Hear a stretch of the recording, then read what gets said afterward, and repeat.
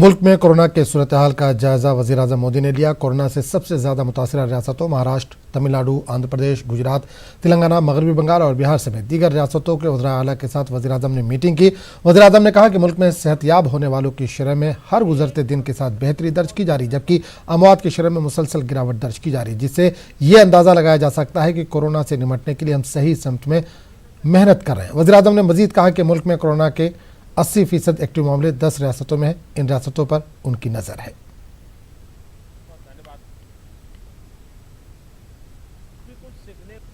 मुझे संतोष है कि हर राज्य अपने अपने स्तर पर महामारी के खिलाफ लड़ाई लड़ रहा है और चाहे केंद्र सरकार हो चाहे राज्य सरकार हो, हम अनुभव कर रहे हैं कि हम लगातार एक टीम बनकर के काम कर पा रहे हैं। इतने बड़े संकट को जिस प्रकार से हमने मुकाबला किया है, उसमें सबका साथ मिलकर के काम करना ये बहुत बड़ी बात है। सभी माननीय मुख्यमंत्री जी, आज 80% एक्टिव केसेस हम जो आज मिले हैं इन 10 राज्यों में है। एक्टिव केसेस 6 लाख से ज्यादा हो चुके हैं, जिनमें से ज्यादातर मामले हमारे इन 10 राज्यों में ही है।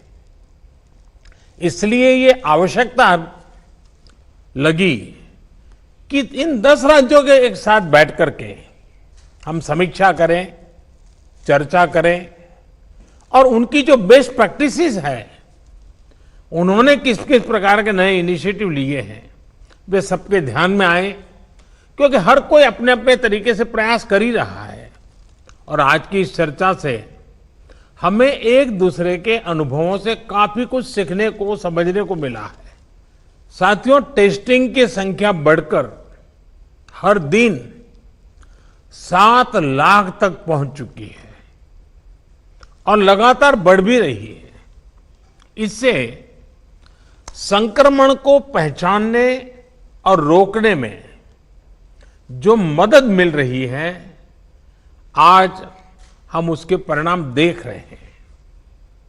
हमारे यहां एवरेज फर्टिलिटी रेट पहले भी दुनिया के मुकाबले काफी कम था। संतोष की बात है कि ये लगातार और कम हो रहा है। एक्टिव केसेस का प्रतिशत कम हुआ है।